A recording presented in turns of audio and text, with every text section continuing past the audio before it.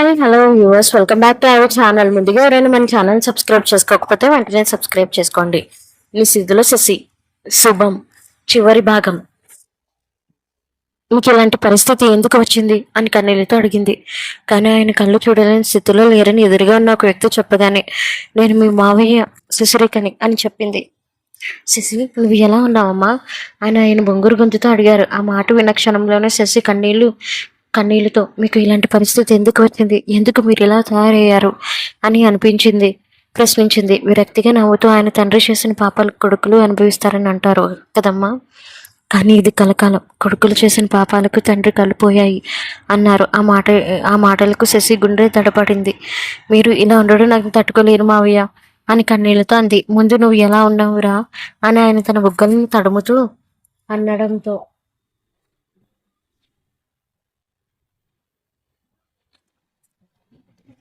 అడిగారు. మిమ్మల్ని ఇలా చూస్తుంటే నిజంగా నా గుండె చిలించిపోతుంది మావయ్య అని శశి ఏడ్చింది. వెంటనే శశి కన్నీళ్లు తుడుచుకుంటూ, మీరు ఇక్కడ ఉండటం వీలు కాదు, మా ఇంటికి వచ్చేయండి, నేను మిమ్మల్ని కన్న తండ్రి కన్నా ఎక్కువ చూసుకుంటాను అని వేడుకుంది. ఆయన నెమ్మదిగా, ఒకసారి నేను ఆదిత్యకి నీకు పెళ్లి చేసి నీ జీవితాన్ని నాశనం చేశాను, ఇప్పుడు నీ ఇంట్లో అడుగుపెట్టి మళ్ళీ నీ జీవితాన్ని నాశనం చేయను, అలా అనుకోండి మావయ్య, మీరు నాకు నాన్న తర్వాత నాన్న లాంటి వారు, మీరు ఇలా ఉండడం నాకు అసలు ఇష్టం లేదు, దయచేసి నా మాట వినండి అని శశి కన్నీళ్లతో వేడుకున్నా ఆయన ఒప్పుకోలేదు. అవి నువ్వైనా చెప్పు ప్లీజ్, మావయ్యని మన ఇంటికి తీసుకొని వచ్చేలా అని అతని వైపు చూసింది.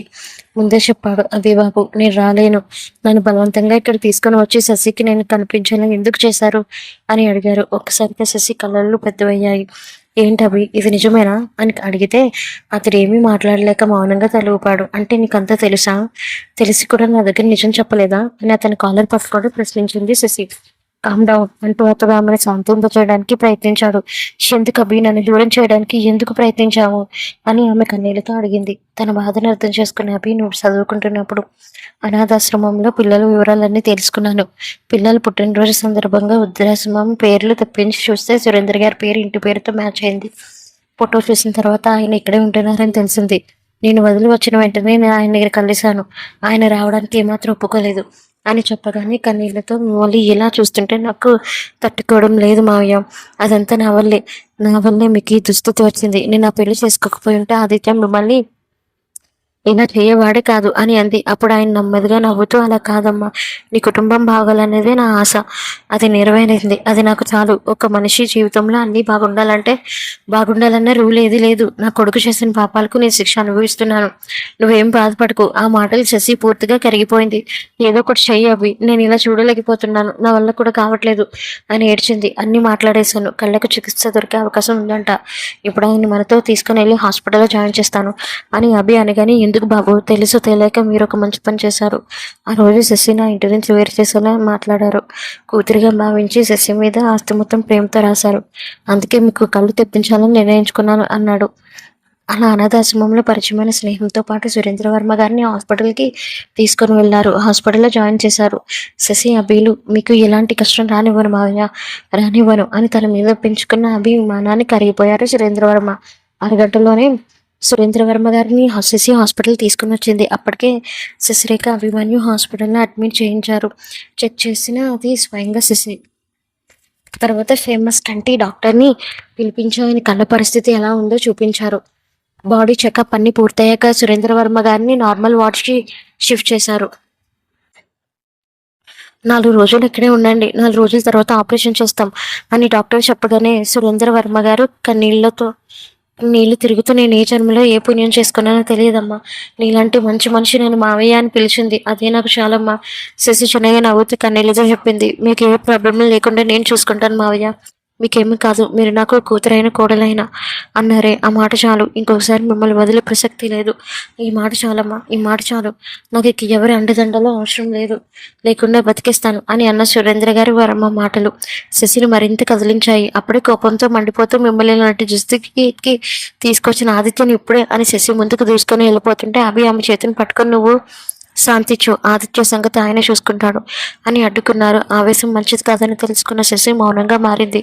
సురేంద్రవరం అనే హాస్పిటల్లో చేర్చి ఇద్దరు ఇంటికి బయలుదేరారు. మరోచోట ఆదిత్య 6 సంవత్సరాలుగా తన నాన్న కోసం వెతుకుతూనే ఉన్నాడు. కానీ ఎక్కడ ఆనవాళ్ళు దొరకలేదు. అయినా వెనకడుగు వేయకుండా చిన్నగా ఒక స్టార్టప్ కంపెనీ మొదలుపెట్టాడు. మొదట్లో ఎవరు షేర్స్ పెట్టడానికి ముందుకు రాలేదు. కానీ కాస్త కాస్త కంపెనీ మెరుగుపడింది. అప్పుడే మైత్రి రావడం సీసీలో చూసిన ఆదిత్య ఇప్పుడు లోపలికి పంపొద్దు అని పిఏకి వార్నింగ్ ఇచ్చాడు. అదే మాట మైత్రికి చెప్పగానే ఆమె కోపం పొంగింది. వెంటనే లోపలికి తీసుకొచ్చింది. ఏంటి నన్ను రావద్దని చెప్పావంట అని గట్టిగా అరిచింది. ఆదిత్య చిరాకుతో చూడు మైత్రి, నీకు ఇప్పుడు చెప్తున్నాను, మన ఇద్దరు సెట్ అవ్వాం. నీకు కొంచెమైనా మ్యారేజ్ మీద ఆసక్తి ఉంటే నన్ను వదిలే అన్నాడు. వెళ్ళిపోతున్న అతని చేతిని మైత్రి పట్టుకుంది. నాకు నువ్వంటే ఇష్టం ఆదిత్య, నేను నిన్ను ప్రేమిస్తున్నాను, పెళ్లి చేసుకోవాలని అనుకుంటున్నాను. అందరూ తప్పులు చేస్తారు, కానీ నువ్వు ఇప్పుడు పూర్తిగా మారిపోయావు. 2 సార్లు దెబ్బ తగిలిన మనిషి 3సారి పడాలని అనుకోడు. నేను నిన్ను పెళ్లి చేసుకుంటే సంతోషంగా ఉంటాననే నమ్మకం నాకుంది ఆదిత్య గట్టిగా చెబుతూ. కానీ నాకు లేదు. నా జీవితంలో పెళ్లికి చోటు లేదు. నువ్వు ఎంత త్వరగా రియలైజ్ అయితే అంత మంచిది. చేతిని విడిపించుకొని వెళ్ళిపోతుంటే మైత్రి గట్టిగా తన చేతిని పట్టుకొని ఈ చేతిని ఎప్పుడు వదలకూడదని నేను ఫిక్స్ అయ్యాను. నువ్వు ఎంతవరకు మొండిగా ఉంటావో నేనే చూస్తాను. మా అమ్మ కూడా రోజు పెళ్లి చేసుకోమని టార్చర్ పెడుతుంది. చేసుకునేది ఏదో నిన్నే చేసుకుంటే పోయేది ఏముంది అని కోపంగా చెప్పి అక్కడి నుంచి వెళ్ళిపోయింది. ఆదిత్య ఆమె వెనకనే చూస్తూ చిన్నగా చిరునవ్వు నవ్వాడు. మైత్రి, నువ్వు ఇప్పుడు నిజంగా మారిపోయావు, కానీ నేను నీకు కరెక్ట్ కాదు. నీకంటూ ఒక వ్యక్తి కావాలి అని మనస్ఫూర్తిగా కోరుకున్నాడు. ఆ వెంటనే తన నాన్న గురించి ఎంక్వైరీ చేయడానికి మనుషుల్ని ఏర్పాటు చేయడంలో పడ్డాడు. కళ్ళాంటి నీళ్లతో ఇచ్చుకుంటూ వస్తున్న శశిని చూసి వర్ధనమ్మగారు ఆశ్చర్యపోయారు. ఏమైందమ్మా శశి అని అడిగితే ఏం లేదు అని ముభావంగా చెప్పింది. రూమ్లోకి వెళ్ళిపోయింది. అప్పుడే వర్ధనమ్మ గారు వచ్చి మళ్ళీ ఏమైనా అన్నావా అని అడిగితే జరిగినదంతా చెప్పాడు. సురేంద్ర వర్మ గారు హాస్పిటల్లో ఉన్నారా అని వినగానే అయ్యో, అంత మంచి మనిషికి ఇంత పరిస్థితి వచ్చిందారా అని బాధపడ్డారు. అదంతా ఆదిత్య గారి వల్లే. సరే, దీని గురించి వదిలేండి, నేను శశిని ఓదార్చడానికి వెళ్తాను అంటూ అక్కడి నుంచి వెళ్ళిపోయాడు. సాయంత్రం పిల్లల్ని చూసి వర్ధనమ్మ గారు సంతోషంగా పొంగిపోయారు. ఏంటనన్నా అంత సంతోషంగా ఉన్నారు అని అడిగితే డ్రైవర్ దగ్గర ఉన్న బ్యాగ్ తీసుకొని ఒక కప్పు తీశాడు. ఏంటిది అని అందరూ చూస్తారు. ఇది నాకు పరుగు పందంలో వచ్చింది, చాలా బాగుంది కదా అని చింటూ చెప్పాడు. బంటు మాత్రం మౌనంగా చిన్నబుచ్చుకున్నాడు. వాడిపోయిన ఆర్య ముఖాన్ని చూసి వేదవతి గారు ఆర్యని దగ్గర తీసుకున్నారు. ఏమైంది నాన్న అని అడిగితే తనకు అన్ని ప్రజలు వచ్చాయని, కానీ తనకు ఏమీ రాలేదని బాధగా చెప్పాడు ఆర్య. దానికి వేదవతి గారు చిన్నగా నవ్వుతూ, నీకు కూడా ప్రైజులు వస్తాయిరా, కానీ అందరికీ ఒకే టైంలో రావు, కొందరికి కొంచెం ఆలస్యం అవుతుంది. ఆ సమయం కోసం ఓపికగా ఎదురు చూడాలి అంతే అని ప్రేమగా చెప్పింది. అయినా ఆర్య మనసు తట్టుకోలేక, కానీ ఆ టైం నాకు ఇంకా రాలేదు నాని, నేను ఓడిపోయాను, మౌర్య గెలిచాడు అన్నాడు. అదే సమయంలో మౌర్య దగ్గరికి వచ్చి ఇదిగో ప్రైజ్ అంటూ తన చేతిలో పెట్టాడు. ఇదేంటి మౌర్య, ఇది నీకు వచ్చింది కదా, నాకెందుకు ఇస్తున్నావు అని ఆశ్చర్యంగా అడిగాడు ఆర్య. దానికి అతను ప్రేమగా, నువ్వు నా తమ్ముడు, నువ్వు ఏడిస్తే నేను చూడలేను ఆర్య అని చెప్పడంతో థ్యాంక్ యూ అన్నయ్య అంటూ అతన్ని గట్టిగా హత్తుకున్నాడు. వాళ్ళిద్దరిని చూసిన వేదవతి గారు కూడా చిన్నగా నవ్వుకున్నారు. మీరు ఎప్పుడు ఇలానే ఉండాలిరా, ప్రేమతో ఉండాలి, అర్థమైందా అని చెప్పడంతో ఇద్దరు తల ఊపారు. ఆర్య సరే, మరి అమ్మకు వైద్యం చూపించరా అని అడగగానే ఇద్దరు కలిసి చూపించడానికి వెళ్ళారు. అదే సమయంలో ఇంట్లో మరో దృశ్యం జరిగింది. శశి మనసు తట్టుకోలేక విలువలాడుతుంటే అభి ఆమె పదవులపై ముద్దు పెట్టే ప్రయత్నం చేస్తున్న క్షణంలోనే మమ్మీ అంటూ పిల్లల గొంతు వినిపించింది. ఒకసారిగా శశి అభిని తోసేసింది. కింద పడిపోయిన అతన్ని చూసి ఆమె చిన్నగా చిరునవ్వు నవ్వింది. ఏమైంది మమ్మీ, డాడీని ఎందుకు తోసావు అని అడిగితే, ఏం లేదు నాన్న, మీ డాడీకి ఈ మధ్య అల్లరి ఎక్కువైంది, అందుకే కొంచెం అదుపులో పెట్టాను అని చెప్పితే అది విని పిల్లలు అవునా అన్నట్టుగా తల ఊపారు. డాడీ, నువ్వు కూడా పిల్లల్లా ప్రవర్తిస్తున్నావు తెలుసా అని చెప్పిన అభి మాత్రం పట్టించుకోకుండా కోపంగా శశి వైపు చూసి అక్కడి నుంచి వెళ్ళిపోయాడు. డాడీ ఎందుకు అంత కోపంగా ఉన్నాడు మమ్మీ అని అడిగితే, మీ డాడీ ఎప్పుడూ కోపంగానే ఉంటాడు కదా అని శశి సమాధానం చెప్పింది. అవును, ఇది కూడా నిజమే అన్నట్టుగా. మౌర్య ఆర్య కన్నా కొంచెం తెలివైన వాడని చెప్పాలి. అతనిలో కొంచెం పోలికలు ఉన్నాయి. అప్పుడప్పుడు కోపం, వెంటనే ప్రేమ చూపించే స్వభావం స్పష్టంగా కనిపిస్తుంది. ఏంటి నాన్న ఇది అని అడిగితే, నేను రన్నింగ్ రేస్లో గెలిచాను మమ్మీ అని చెప్పాడు. సో నైస్ నాన్న, మీరిద్దరూ ఎప్పుడు ఇలా కొంచెం కొంచెం పైకి ఎదగాలి అంటూ శశి ప్రేమగా చెప్పింది. సరే అని తల ఊపిన పిల్లల్ని ఫ్రెష్ అవ్వమని పంపి చక్క డ్రెస్ వేసుకొని కిందకి తీసుకుని వెళ్ళింది.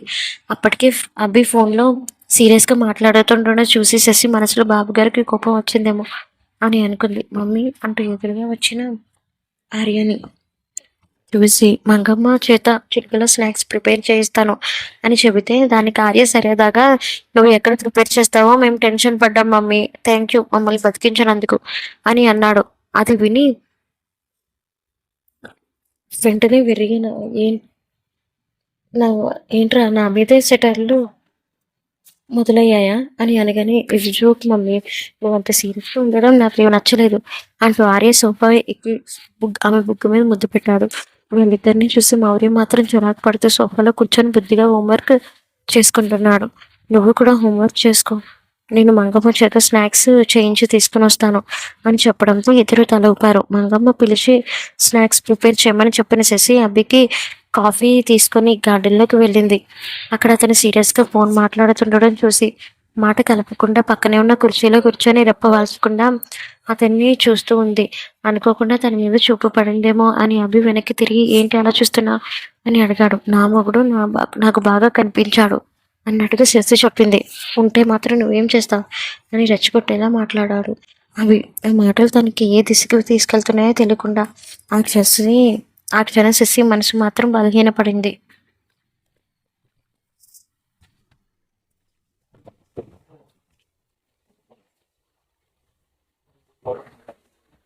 ఎవరితో ఇంత సీరియస్గా మాట్లాడుతున్నా, బిజినెస్ పర్సన్ అని చెప్పేలోపే శశి చేతిలో ఉన్న కాఫీ కప్ తీసుకొని తాగడం మొదలు పెట్టాడు. అభి ప్రేమగా పిలిచింది. ఏంటి ఇంత ప్రేమని కాఫీతో పాటు వరకు పోస్తున్నావు అని నవ్వుతూ అన్నాడు. అభిని చూసి, ఎందుకో నీతో ఇలా ఉండాలి అనిపిస్తుంది అని మృదువుగా ఉంది. శశి, ఈ మధ్య నీకు ఈ అబ్బాయి ప్రేమ ఎక్కువైనట్టుంది. ప్రపంచంలో అందరికన్నా ఎక్కువ ప్రేమ నీకే ఇవ్వాలనిపిస్తుంది. అభి, నేను నేను రాధను కాకపోయినా నాకు నచ్చేంత ప్రేమనిస్తాను. నేను కృష్ణుడు అయితే నువ్వే నా రాధ అన్నట్టుగా అభి మాట్లాడుతుంటే శశికి మాటలు బయటకు రాలేదు. అంతలోనే చింటూ బట్టి గార్డెన్లోకి రావడంతో వాళ్ళతో కొంతసేపు ఆడుకొని లోపలికి వెళ్ళిపోయారు. రాత్రి టైంలో చింటూ బంటిలను పడుకోబెట్టి ప్రేమగా చోటు చెప్పింది. వాళ్ళ నుదుటి మీద ముద్దు పెట్టి నిద్రపోతే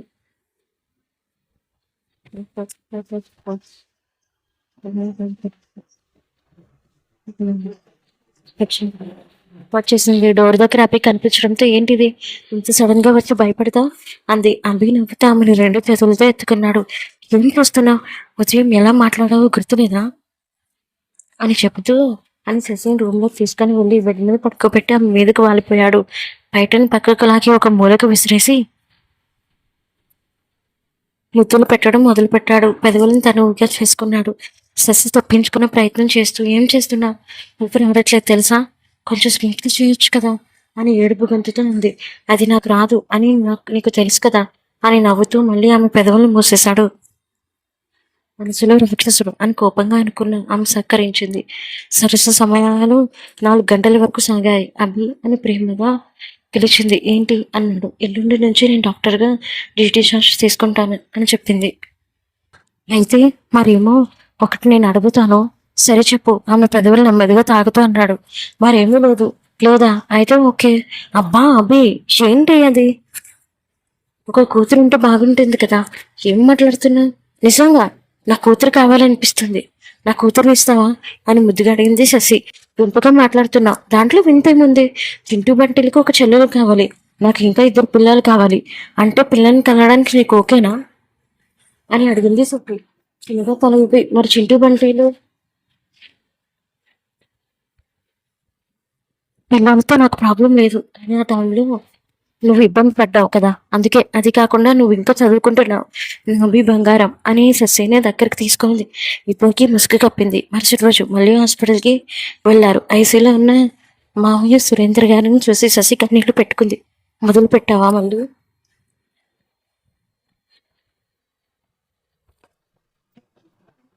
అని కోపంగా అన్నాడు అభి.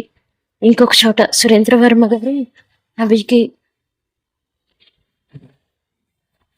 ఒక్క క్షణం ఆలస్యం చేయకుండా అక్కడికి చేరుకున్నారు. హాస్పిటల్లో అడుగుపెట్టగానే ఆదిత్యని కోపంగా చూసింది శశి. ఆమె కోపం ఎలా ఉంటుందో చూడాలని ముచ్చటపడి ఫన్నీగా చూస్తున్నాడు అభి. చాలా రోజుల తర్వాత శశిని చూసిన ఆదిత్య కళ్ళకు చాలా అందంగా కనిపించింది. కానీ ఇప్పుడు ఆమె అభి భార్య. ఆ ఫీలింగ్ లోపల అంచుకొని శశి అని పిలిచాడు. అంతే, తన దగ్గరికి వెళ్ళి లాగిపెట్టి కొట్టింది. ఛీ, అసలు నువ్వు మనిషి నువ్వేనా, ఇంత చెడు ఎలా బతుకావు ఆదిత్య, నిన్ను చూస్తుంటే నాకే చాలా కంపరంగా ఉంది.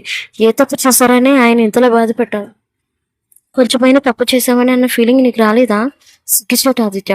అయినా నీకు అంతలా మావయ్య బరువు అయితే నా దగ్గర తీసుకొని రావచ్చు కదా, ఆయన నీ ఇంతలా ఇబ్బంది పెట్టావు, ఆదిత్య ఎలా బాధ పెట్టాలని అనిపించింది అని కోపంగా అరిచింది.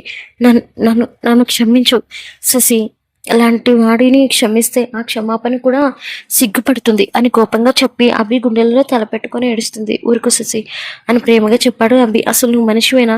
మనిషివైతే ఇలా ప్రవర్తిస్తారా? అతను ఏ పాపం చేశాడని నువ్వు అతనిపై ఇంత నిర్ణయంగా వ్యవహరిస్తున్నావు? ఇంత నిర్లక్ష్యంగా వదిలేసావా ఆదిత్య? నీ కన్న తండ్రి కనిపించినా నిన్ను ఇలా అవమానించడం ఎంతవరకు కరెక్ట్ అని కోపంగా ఉంది శశి. ఛీ! నీ ముఖం చూడగానే నాకు చిరాకేస్తుంది. అయినా అంత మంచి మనిషిని ఎలా వదిలేయాలని అనిపించింది? అమ్మాయి ప్రేమ కన్నా తండ్రి ప్రేమ తక్కువైపోయిందా? నువ్వు ప్రేమించిన ప్రియా కన్నా మీ నాన్న నీకు చులకన అయిపోయాడా? అని కోపంగా అరిచింది. ఆగకుండా ఏం మాట్లాడాలో తెలియక ఆదిత్య మౌనంగా నిలబడ్డాడు. చెప్పు అని అరిచింది శశి. మాటలు రావడం లేదు. శశి, నేను నీకు చేసిన ద్రోహం గురించి మాట్లాడాలా? లేదా మా నాన్నని ఈ పరిస్థితిలో వదిలేసినందుకు మాట్లాడాలా? ఆ ప్రియ మోజులో పడి చేసిన తప్పుల గురించి చెప్పాలా? నాకు అర్థం కావడం లేదు. కానీ ఇప్పుడు నేను నా తప్పుకు శిక్ష అనుభవిస్తున్నాను. ప్రతి క్షణం ఆ మోసం నా కళ్ళ ముందే తిరుగుతూనే ఉంది. ఇప్పుడు నాన్నని ఎలా దూషించానో ఇప్పుడు నాకు అర్థమవుతుంది. నేను మారిపోయాను శశి, పూర్తిగా మారిపోయాను. అతని మాటలలో నిజమైన పశ్చాత్తాపం ఉంది. శశి కోపంగా ఉన్న మాటలేని స్థితిలో అభి పక్కన నిలబడిపోయింది. అప్పుడే డాక్టర్ రావడంతో రిపోర్ట్స్ చూసి క్యాబిన్లోకి వెళ్ళిపోయింది. క్యాబిన్ బయట ఉన్న అభి ఆదిత్యను చూసి నేను చూసి ఏడవాలో నవ్వాలో అర్థం కావడం లేదు. కానీ నీ వల్ల నాకు జరిగిన ఒక మంచి విషయం తెలుసా అని ముత్యం లాంటి శశి నా భార్యగా వచ్చింది. నిజానికి నేను ఇలా మారుతానని ఊహించలేదు. కానీ నా ఆలోచన పూర్తిగా మార్చింది ఆమె. ఇంత క్రూరత్వం నాలో లేదని ఇప్పుడు అర్థమైంది. చక్కటి కుటుంబం, రత్నాలు లాంటి ఇద్దరు పిల్లలు, కష్టాల్లో తోడుగా ఉండే భార్య. ఇంకేం కావాలి చెప్పు? నీలాంటి వాడిని చూస్తే నిజంగా నవ్వాలనిపిస్తుంది అని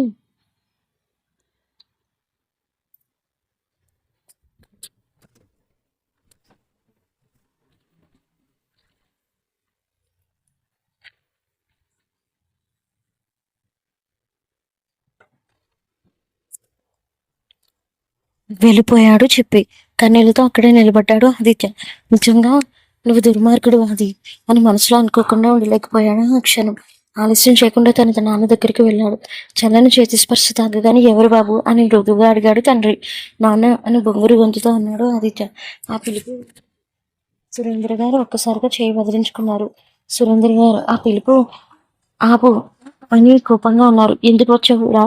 కొడుకు పుడితే ఆనందపడతారు, కానీ నువ్వు పుట్టినందుకు ఇప్పుడు నేను బాధపడుతున్నాను.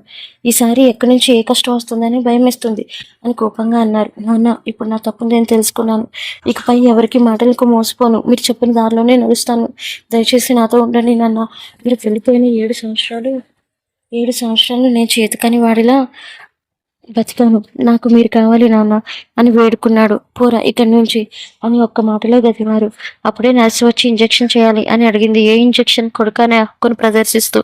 నీకెందుకు చెప్పాల్సిన అవసరం లేదు, వెళ్ళిపో అని గట్టిగా అన్నారు. ఆ మాటలతో బాధపడే ఆదిత్య అక్కడి నుంచి నిశ్శబ్దంగా వెళ్ళిపోయాడు. బయటకు వచ్చి నర్సు దగ్గరికి వెళ్ళి ఆయన మా నాన్నగారు, ఆయనకి ఏమైంది అని అడిగాడు. 6 సంవత్సరాల క్రితం యాక్సిడెంట్లో చూపు కోల్పోయారు. ఇప్పుడు కళ్ళగానే లభించింది. 3 రోజుల్లో ఆపరేషన్ చేయాలి అని చెప్పారు. తన నాన్న వైపు చూస్తే నిలబడిపోయాడు ఆదిత్య. కన్న కొడుకు అయి ఉంటే ఈ పరిస్థితిలో ఉన్నారో మీరు చూడలేదా అని నర్సు అనగానే తనకు అదృష్టం లేదని మనసులో అనుకుని అక్కడి నుంచి వెళ్ళిపోయాడు. 2 గంటల తర్వాత కేస్ ఫైల్స్ రెడీ చేసి సురేంద్ర గారి దగ్గరికి వెళ్ళింది. శశి, మావయ్య అని ప్రేమగా పిలిచింది. శశి అని అదే ప్రేమతో పిలిచారు సురేంద్రవర్మ గారు. మీకు మళ్ళీ కళ్ళు వస్తాయి, హ్యాపీగా ఉంటారు మావయ్య అని అనడంతో నాకు ఈ లోకం చూడాలని లేకపోయినా నువ్వు బలవంతంగా కళ్ళు తెప్పిస్తున్నా. మీకు ఏ చిన్న కష్టం వచ్చినా నేను చూడలేను. మీరు ఈ పరిస్థితిలో ఉండడానికి నేనే కారణం. ఆ రోజు ఆదిత్య ఇంకా ఆ విషయం గురించి మాట్లాడొద్దురా. అవును, నీకు కవలలు పుట్టారని తెలిసింది. అవునా? నిజమే మావయ్య. మీకు ఇంకో 2 రోజుల్లో కళ్ళు వచ్చేస్తాయి. మీరు అప్పుడు అందరినీ చూడగలుగుతారు. ఆయనను చూసి ఉంది శశి. ఇప్పుడు చూసి ఏం ప్రయోజనం? మా కడుపును పుట్టిన కొడుకు ఇలా తయారవ్వడంతో మనసు ఎలా ఉంటుందో చెప్పు. ఆయన బాధను అర్థం చేసుకున్న శశి మాట్లాడుతూ బాధపడకండి. ఇక నుండి మీరు నాతో పాటునే ఉంటారు అని అనడంతో ఈ జన్మలో ఏ పుణ్యం చేస్తున్నానో నీలాంటి మంచి మంచి ప్రేమను పొందాను తల్లి అని అనడంతో చిన్నగా చిరునవ్వు నవ్వి సిస్టర్ పిలిచి జాగ్రత్తగా చూసుకోండి అని అక్కడి నుంచి వెళ్ళిపోయింది శశి. అవి వెళ్ళలేదని గ్రహించిన శశి ఎక్కడున్నాడని చుట్టూ చూసింది. హాస్పిటల్ మొత్తం ఒకసారి చూసింది. ఎక్కడ కనిపించకపోవడంతో అటుగా వెళ్తున్న శశికి ఒకే సిస్టర్తో మా నవ్వుతూ మాట్లాడుతున్నాడు అభి. తనని అలా చూసిన శశి కళ్ళు నోరు వదిలేసింది. సిస్టర్ అని పక్క నుండి వెళ్తున్న సిస్టర్ని చూసి పిలిచింది. ఏంటి మేడం అని అంటున్న శశిని చూసి ఒక B12 ఇంజెక్షన్ తీసుకురా. ఎందుకు మేడం? అది కూడా ఇక్కడ అని క్యాంటీన్ వైపు చూపించడంతో ముందు తీసుకురా అని కొంచెం గట్టిగా కదిమింది. చిన్నగా భయంతో అలానే అని అనుకుంటూ ఫార్మసీలో ఉన్న B12 ఇంజెక్షన్ లోడ్ చేసి సిసి చేతికిచ్చింది.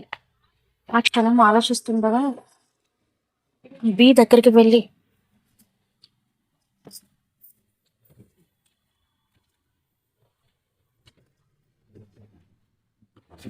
వెంటనే చేతికి బలంగా గట్టిగా గుచ్చింది.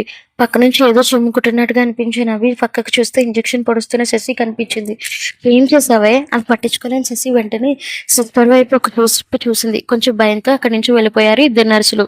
ఏం చేస్తున్నా అని కోపంగా అడిగింది అవిని. అది సిస్టర్తో మాట్లాడుతున్నాను. నువ్వేనా ఇది? వెనకకు ముందుకు తిరిగి చూశాడు. నేను కాకపోతే ఇంకెవరు ఉంటారు? నేనే కదా ఉన్నాను. ఆ సిస్టర్తో నవ్వులేంటి, మాటలేంటి, ఇకలేంటి, పక్కపక్కలేంటి, అది కూడా ఇక్కడేంటి? ఏంటి జలసి ఫీల్ అవుతున్నావా? నిజమని చెప్తే నువ్వు నమ్ముతావా? చంపేస్తాను. ఎవరైనా చూస్తే దాన్ని చంపేస్తాను. ఆ తర్వాత నిన్ను చంపినా చేస్తాను. నేను చేస్తాను. శశి ఏంటి అని కోపంగా తన మీద అప్పుడే ఇంకొక సిస్టర్ వెళ్ళినట్టు వెళ్ళి ఎందుకు మేడం తన మీద అరుస్తున్నారు? పాపం సార్ చాలా జాలీగా చక్కగా మాట్లాడుతున్నారు తెలుసా తెలుసా కోపంగా చూసింది సిస్టర్ వైపు. వెళ్ళమంటూ వెళ్ళలేదు కదా. 2 రోజుల శాలరీ నేను ఇవ్వను మేడం అని ఏడుపు గొంతుతుంది. మరి లేకపోతే ఏంటి? వెళ్ళమని చెప్పాను కదా. మళ్ళీ వెళ్ళినట్టు వెళ్ళి తిరిగి వస్తావా అని కోపంగా అరిచింది. తన మీద ఏడుపు ముఖంతో చూసింది సిస్టర్. అది కాదు మేడం అని ఏదో అంటున్నా తనని చూస్తూ వెళ్ళమని చెప్పానా? అలానే అని అనుకుంటూ అక్కడి నుంచి వెళ్ళిపోయింది నర్సు పాప. మీరేంటి ఇలానే చూస్తారు? రారా అని కోపంగా అరిచి అభి చేతులు పట్టుకొని తీసుకుని వెళ్ళింది. కారులో ఒక పక్కగా కూర్చొని ఆలోచిస్తుంది శశి. అరవడు ఏంటి? మరి లేకపోతే ఏంటి? పెళ్ళికని అమ్మాయిలు అలా మాట్లాడవచ్చా చెప్పండి?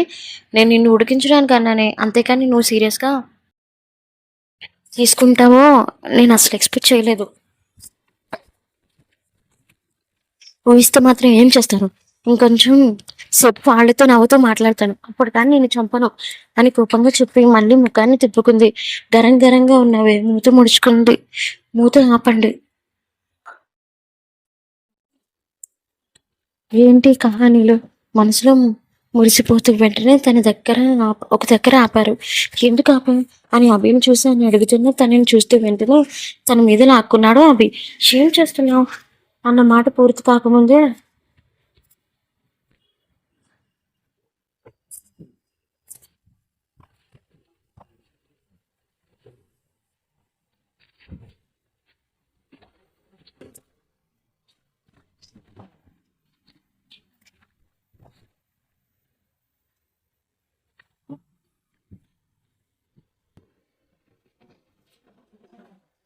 ఇద్దరు పెద్దలను ఒక్కడిగా చేసి తనని డీప్ గా కిస్ చేస్తున్నాడు. ఒక్క క్షణంలో కళ్ళు పెద్ద తెరిచి అభిని చూడడానికి ప్రయత్నించింది. 2 నిమిషాలు తన పెదవులు పిప్పి చేసి వదిలేశాడు. అప్పటికి కానీ శాంతించలేదు. చిరుకోపంగా తన వైపు చూసి అద్దంలో నుండి తన పెదవుల్ని ఎదురుగా ఉన్న టిష్యూస్తో తుడుచుకొని ఎందుకు ఇలా తుడిచా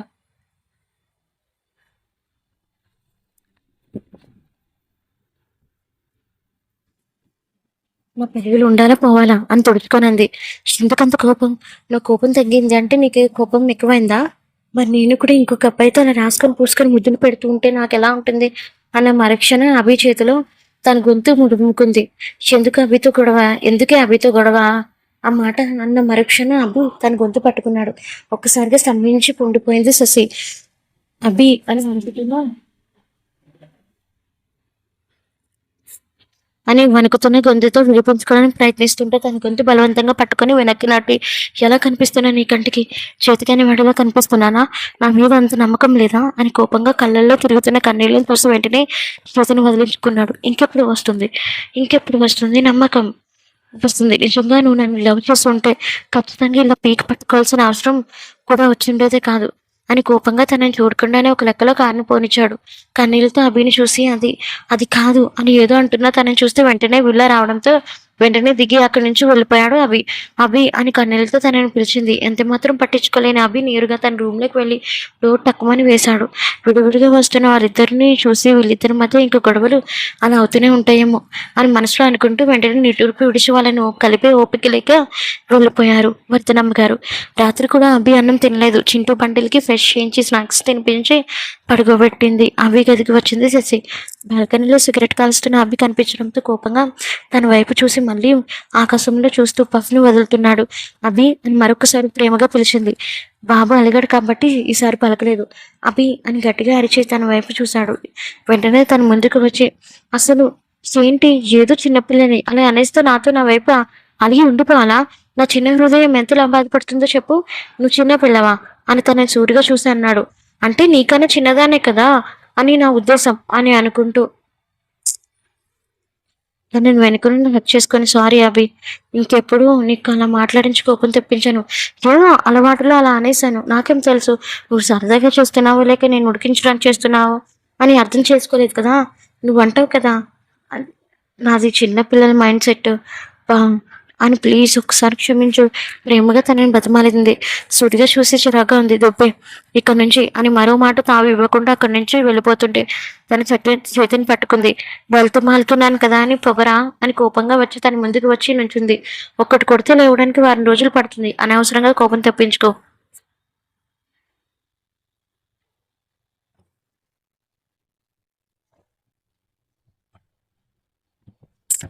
అని అనడంతో మూడు వంకరలు తిప్పింది శశి. అభి అని మరొక్కసారి తన దగ్గరికి వచ్చి నించుంది. తన వైపు చూస్తూ ఏంటి నీ బాధ అనడంతో, ఏంటే అని కోపంగా తనని గోడ కనిపెట్టి అనడంతో బెదిరి కళ్ళతో తన వైపు చూస్తూ, అభి ఇలా చిన్న చిన్న గొడవ లేకపోతే ఎలా చెప్పు, నా బుజ్జి కదా, నువ్వే నేను అర్థం చేసుకోకపోతే ఎలా రా నాన్న అని అనడంతో తనని మించి విడిగా చూసి అనడంతో పెదవంచిన చిన్న నవ్వు వెంటనే అక్కడి నుంచి వెళ్ళిపోతుంటే తన షర్ట్ని పట్టుకొని బెడ్రూమ్ మీద లాగి పడేసి తన మీదకి చేరిపోయింది శశి. ఏంటో మొరటి మొగడ అని తనని చూస్తూ తన వేళ్లతో బుగ్గ మీద రాయడంతో అరి ఓకే అని తనని చూసి అడిగాడు అవి. నువ్వు ఇలా ఉంటే నాకు ఏం మాత్రం నచ్చలేదు అవి.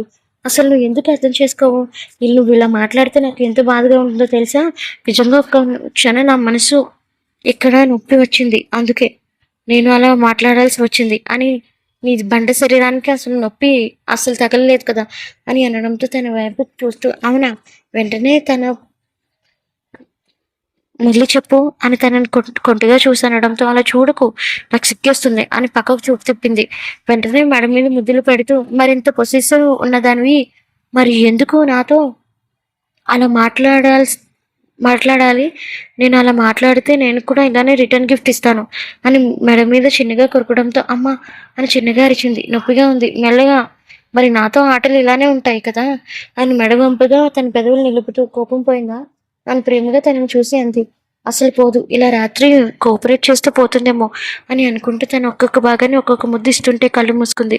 ప్రేమగా ముద్దులు పెడుతుంటే ఒక నిట్టూరు పొడిచి ఉంటే ఇంకా కిక్ వచ్చినట్టు అనిపించి మెత్తగా తన పెదవులతో తన గుండెల్లో బయటను తీస్తూ చక్క బెత్తల్ని విప్పుతుంటే అప్పుడు గుర్తుకొచ్చింది శశికి.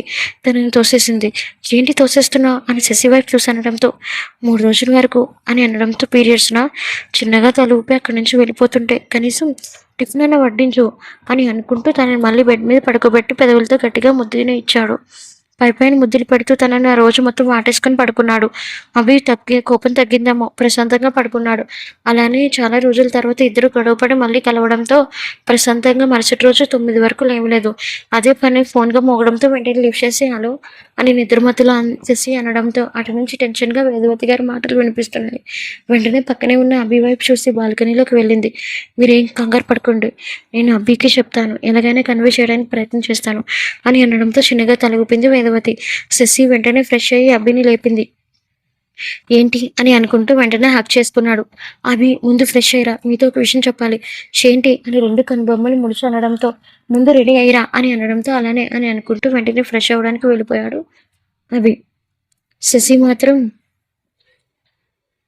మాత్రం చాలా టెన్షన్గా ఉంది. అప్పుడే తన 2 పిల్లలు కూడా రావడంతో హడావుడిగా పడి అసలు విషయం మర్చిపోయింది శశి. అభి కూడా ప్రస్తుతానికి శశి ఏం చెప్పాలని అనుకున్నదే కూడా అడగలేదు. అభి ఇద్దరిని స్కూల్లో డ్రాప్ చేసి బాయ్ చెప్పి వెళ్ళిపోతుంటే వెంటనే అసలు విషయం గుర్తుకు వచ్చి అభి అని కొంచెం కంగారుగా పిలిచింది. ఏంటి అని తన వైపు చూసి అన్నాడు. అది నీతో ఒక విషయం చెప్పాలి. అవును, ఇందాక కూడా చెప్పాలని అనుకున్నావు కదా, ఏంటో చెప్పు.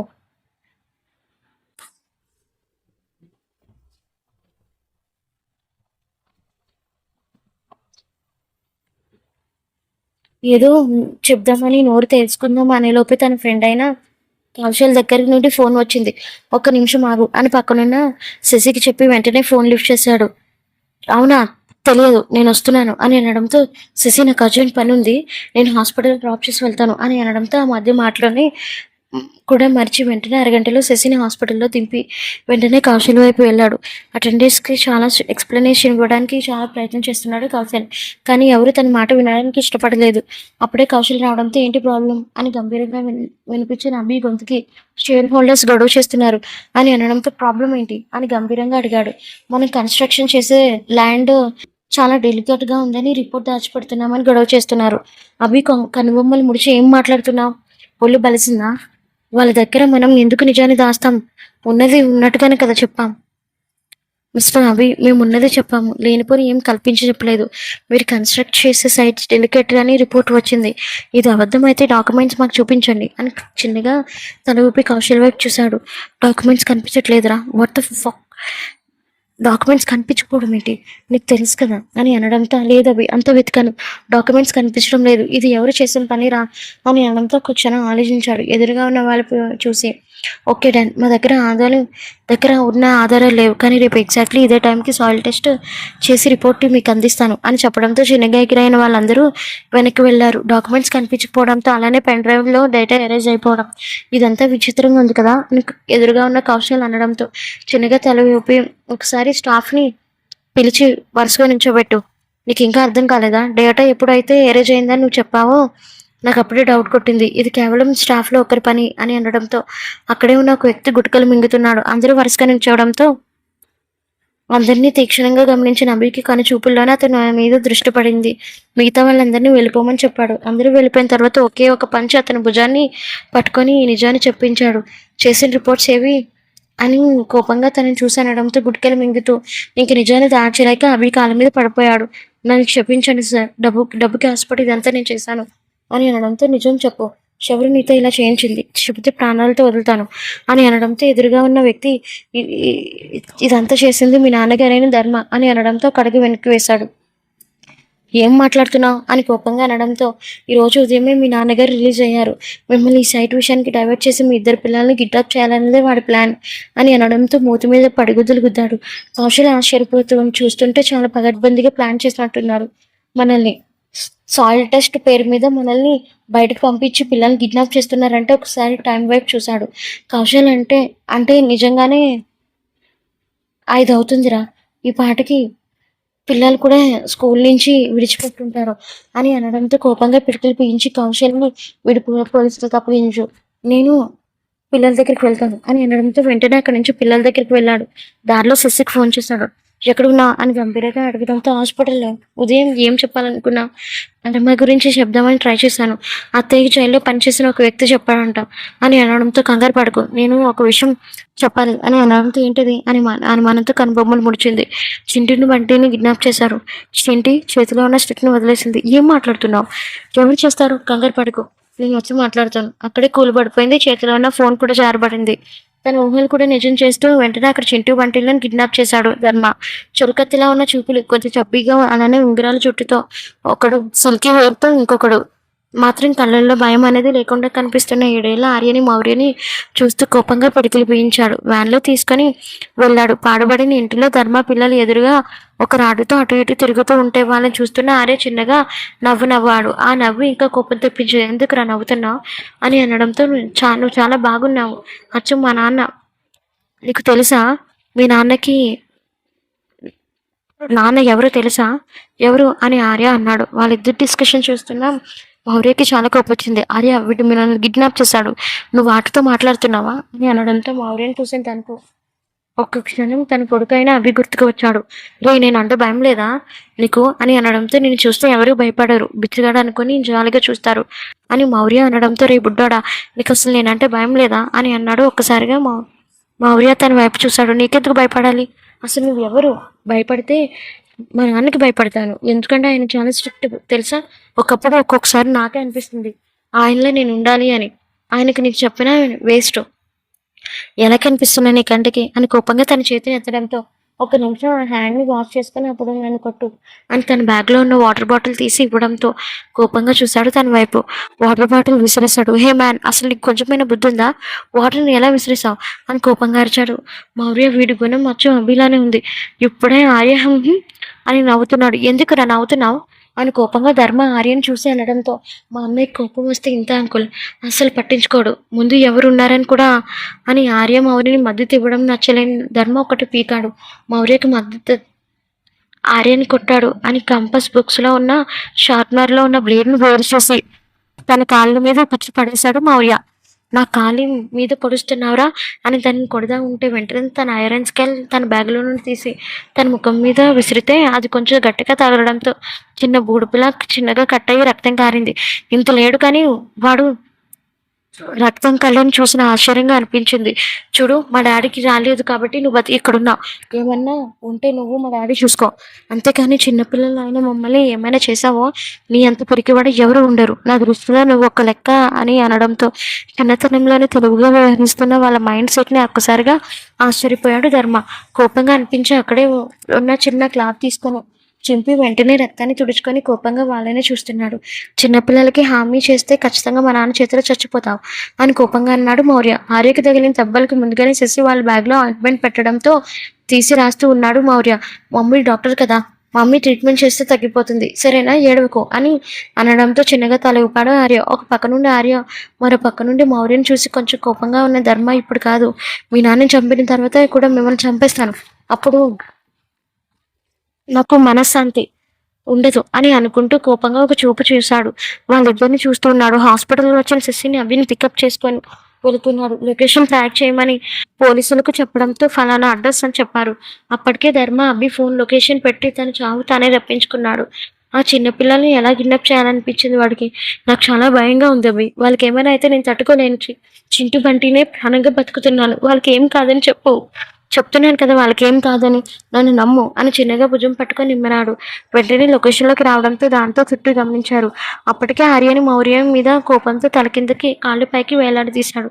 ధర్మ ఆ దృశ్యాన్ని చూసిన శశి, నా పిల్లలు ఏం చేయవద్దు అని అక్కడికి వచ్చిన శశి అంది. ఓ వచ్చేసావా శశిరేఖ అని వంకరగా చూసనడంతో ఆర్య ఏడుస్తూ ఉండడం చూసిన మౌర్య డాడీ వచ్చేశారు. ఎందుకు ఏడుస్తున్నావు అని చిరాగ్గా అన్నాడు. కన్నీళ్ళతో అభి ప్లీజ్ అభి నా బిడ్డను కాపాడు అని కన్నీళ్ళతో శశి అన్నాడు. వాడు ఏం చేయడు, నేనెందుకు ఏం చేయకుండా ఉంటాను రా, ఇప్పుడే చంపేస్తాను అని అనడంతో ఈవిల్ స్మైల్తో తన వైపు చూసి నీ వంశాంకురాన్ని చంపేంత ఎర్రోడు అయితే నువ్వేంటి అని తన వైపు చూసిగా చూసి అన్నాడు. అర్థం కాలేనట్లు తన వైపు చూసింది శశి. ఏం మాట్లాడుతున్నావు అవి, పిల్లల్ని ఎలా వేలాడ చూసావు కదా, వాళ్ళది లేదు శరీరం, వెనికితే నేను తట్టుకోలేను అవి. శశి వైపు చూసి అసలు వాళ్ళిద్దరిని కిడ్నాప్ చేసిందే తనతో పాటు ఫారెన్ తీసుకుని వెళ్ళిపోవడానికి శశి అని అనడంతో ఒక్కసారిగా నిష్ఠువులా తన వైపు చూసింది. ఏదో మనల్ని భయపెట్టడానికి వాడు ఇలా చేస్తున్నాడు అంతే అని అనడంతో ఒక్కసారిగా తనకి ఎలా రియాక్ట్ అవ్వాలో అర్థం కాలేదు ధర్మకి. రే సీరియస్గా చెప్తున్నారా, వీళ్ళని నేను ఇప్పుడే చంపేస్తాను అని తాడు వదిలిపోతుంటే వద్దు అని గట్టిగా ఇచ్చింది శశి. అందుకని నా కొడుకుని వదిలేసే, అయినా అబ్బి తన ప్రాణాపాయ స్థితిలో ఉంటే నువ్వెందుకు ఇలా మాట్లాడుతున్నావు, నీకు కొంచెం కూడా వాళ్ళ మీద ప్రేమ కనిపించట్లేదా అని తడి కన్నీళ్ళతో కాళ్ళను పట్టుకుని అంది. ఈవిల్ స్మైల్తో తన వైపు చూస్తాడు. నవ్వుతున్నావా కోపంగా తన వైపు చూసింది. వెంటనే అభి మౌర్య వైపు చూసి చిన్నగా కన్ను కొట్టాడు. ఎప్పుడు తనతో పాటు సేఫ్టీ కోసం తన బ్యాగ్లో పెట్టుకున్న కత్తిని ధర్మ చూడకుండా ఇందాక తన చేతిలో పట్టుకున్నాడు. వెంటనే జేబులో ఉన్న దాన్ని తీసి మెల్లగా తాడును కట్ చేసేయడం మొదలు పెట్టాడు. అది చూసిన ఆర్య ఆశ్చర్యపోయాడు. ఇద్దరి మధ్య మాట వివాదం పెరగడంతో కోపంగా అనిపించి అభి దగ్గరికి కత్తిని పట్టుకుని వస్తున్న ధర్మకి మౌర్య కట్టిన ఆ తాడు కొంచెం తెగి పడటంతో వెంటనే ధర్మ మీదకి ఒక్క ఉరికాడు మౌర్య. అంతే, వాడు అభి కాళ్ళ దగ్గర పడిపోవడంతో అదే ఈవిల్ స్మైల్తో తన వైపు చూశాడు. ఒక్కసారికి ఏం జరిగిందో రివీల్ చేసుకున్న తనకి తాడు కట్ చేసి ఉండడం గమనించిన ధర్మ వెంటనే ఎదురుగా ఉన్న మౌర్యని చూశాడు. నువ్వెలా తప్పించుకున్నావురా బుడ్డాడా అని కోపంగా తన వైపు చూసి అనడంతో తను కట్టిన తాడుతోనే కాళ్ళని కట్టేసి ఆ చివరికి తాడుని అబ్బికిచ్చాడు. అదంతా ససే ఆశ్చర్యంగా చూసింది మౌర్య వైపు. ధర్మకి ముందుగానే తాడు కట్టేసి ఉండడం వలన వెంటనే లేవడానికి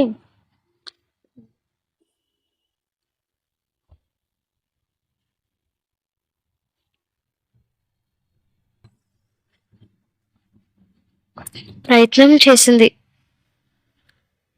దగ్గర పడిపోవడంతో అది ఈవిల్ స్మైల్తో తన వైపు చూశాడు. ఒకసారి ఏం జరిగిందో రివీల్ చేసుకోవడంతో తనకి తాడు కట్ చేసి ఉండడం గమనించిన ధర్మ వెంటనే ఎదురుగా ఉన్న మౌర్యని చూశాడు. నువ్వెలా తప్పించుకున్నారా బుడ్డడా అని కోపంగా తను కట్టిన తాడుతోనే కాళ్ళని కట్టేసి చివరికి ఆ తాడుని అభికిచ్చాడు. Mission complete daddy. అదంతా శశి ఆశ్చర్యంగా చూసింది మౌర్య వైపు. ధర్మకి ముందుగానే తాడు కట్టేసి ఉండడం మూలన లేవడానికి ప్రయత్నం చేసాడు. అదంతా శశి ఆశ్చర్యంగా చూసింది మౌర్య వైపు. ధర్మకి ముందుగానే తాడు కట్టేసి ఉండడం మూలాన లేవడానికి ప్రయత్నించాడు. అది గమనించిన అభి సివుల్ స్మెల్తో తన వైపు చూసి నేను చంపడానికి నేనెందుకురా, నా కొడుకు ఒకరు చాలు, అదేం పోయింది, చంపడం ఎందుకని, బతుకు అని అనుకుంటూ నేను జైల్లో వేస్తే చేసిన తప్పుకి ప్రాయశ్చితం పడతావు అనుకున్నాను. కానీ ఇలా ఎలా తయారవుతున్నావు, అందుకే నీకు ఈ శిక్ష పడాల్సిందే అని కోపంగా తన మూతి మీద ఒకటి గుద్దాడు. నా ఫ్యామిలీ జోలికి నువ్వు వచ్చావు, చాలా కోపంగా తన మీదకి పిడిగుద్దులు గుద్దుతుంటే అక్కడే పడిపోయాడు ధర్మ. అది చూసి మౌర్య మిషన్ కంప్లీట్ డాడీ అని స్ట్రిక్ట్ గా నిలబడి చెప్పడంతో చిన్నగా తల ఊపి పోలీసులకి ఇన్ఫార్మ్ చేసి వెళ్తున్నారు. అలా వెళ్తున్న ఫ్యామిలీని చూసి ధర్మ పక్కనే ఉన్న గన్ తీసుకుని ఏం చేసి ట్రిగ్గర్ నొక్కాడు. అంతే, ఒక్కసారిగా పెద్ద సౌండ్ రావడంతో ఏం జరిగిందో అర్థం కాలేదు శశికి. అప్రయత్నంగా బుల్లెట్ సరాసరి అడ్డుగా వచ్చిన వేదవతి గారి గుండెలో దిగింది. అత్తయ్య అని గట్టిగా అరిచింది శశి. అది పట్టించుకెళ్ళిన వేదవతి వెంటనే తను కూడా తెచ్చుకున్న రివాల్వర్ తీసుకొని ధర్మాన్ని షూట్ చేసింది.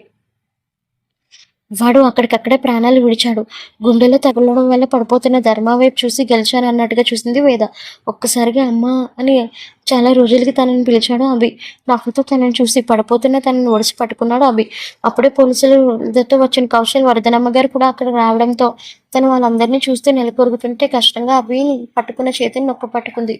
నేను వెళ్ళిపోతానని అనుకోలేదు, ఇది నేను చదవటానికి ఒక పరమార్థం ఉంది, అందుకే ఎన్ని రోజులు నీ ఇంటి దగ్గర ఉండడానికి నీకు ఏ కష్టం రాకుండా వీడు ఎటు నుంచి ప్రమాదాలు సృష్టిస్తాడు అన్న భావంతో ఉన్నాను, అన్న ప్రయత్నంతో ఉన్నాను. ఆ ప్రమాదం ఎప్పుడు నేను ఆ ప్రమాదానికి ఎదురై మిమ్మల్ని కాపాడాలి అని అనుకున్నాను. ఇది ఇప్పటికి నెరవేరింది. నీ నోట్లో నుంచి ఒక్క మాట నాకు చాలురా అని అభి తడికన్నెలతో అనడంతో అమ్మ నీకేం కాదమ్మా, నేను నిన్న హాస్పిటల్ తీసుకెళ్తాను అని అన్నాడు అభి. నేను బతకనని నాకు తెలుస్తుంది, నా రాత ఇక్కడి వరకునే రాస్తుంది, చివరిసారిగా వెళ్తున్నాను చెప్తున్నాను అభి, మీ అమ్మ ఏ తప్పుడు చెయ్యదురా. ధర్మ శవాన్ని చూస్తూ శశిని వర్ధనమ్మ గారి వైపు చూసి పిల్లల అభిని నువ్వే చూసుకోవాలి అనడంతో నన్ను క్షమించమ్మా, నేను నిన్ను చాలా తప్పుగా అర్థం చేసుకున్నాను అని కన్నీళ్లు పెట్టుకున్నాడు అభి. నాని అని తడికన్నులతో ఆర్య మౌర్య పిలుస్తుంటే అందరినీ చూసి ముఖ్యంగా అభి కూడా తన తప్పు ఏం లేదని తెలుసుకున్న తనకి చిన్న చిరునవ్వు మెరిసింది. ఎదురుగా వర్ధనమ్మని చూసి అమ్మా అని ప్రేమగా పిలిచింది. ఈ పరిస్థితి తొందరగా హాస్పిటల్కి వెళ్దాం రావే అని అనడంతో అభికి తెలిసిపోయిందమ్మా నేనే తప్పు చేయలేదని, ఇక్కడ నేను చంపేశాను, ఇప్పుడు వరకు ఆ ఇంట్లో ఎందుకున్నానో నీకు తెలుసు కదమ్మా. ధర్మశివాని చూస్తూ ఈ వర్ధనమ్మ గారి వైపు చూసి అభిని పిల్లల్ని నువ్వే చూసుకోవాలమ్మా అని అనడంతో నన్ను క్షమించమ్మా, నేను చాలా తప్పుగా అర్థం చేసుకున్నాను కన్నీళ్ళు పెట్టుకున్నాడు అభి. అభి కూడా తన తప్పు ఏం లేదని తెలుసుకున్న తనకి చిన్న చిరునవ్వు మెరిసింది. ఎదురుగా వర్ధనమ్మ గారు చూసి అమ్మ అని ప్రేమగా పిలిచింది.